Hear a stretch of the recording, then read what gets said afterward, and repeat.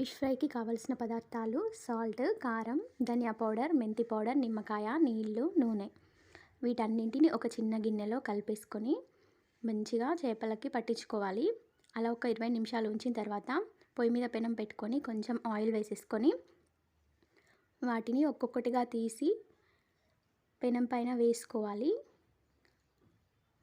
సన్న మంట పైన ఒక 5 నిమిషాలు అలా ఉంచి మంచిగా ఫ్రై చేసుకోవాలి. 5 నిమిషాల తర్వాత మెల్లిగా టర్న్ చేసుకోవాలి. చాలా బాగా ఫ్రై అయిపోతాయి. స్లోగా టర్న్ చేసుకోవాలి, లేదంటే విరిగిపోయే ఛాన్సెస్ ఉంటాయి. మళ్ళీ కొంచెం కొంచెం ఆయిల్ వేస్తూ ఫ్రై చేసుకోవాలి. ఇప్పుడు వీటిని చాలా బాగా ఫ్రై అయిపోయాయి కాబట్టి వీటిని ఒక ప్లేట్లోకి సర్వ్ చేసుకుందాము. చూసారా, ఎంతో టేస్టీ అయిన ఫిష్ ఫ్రై రెడీ అండి.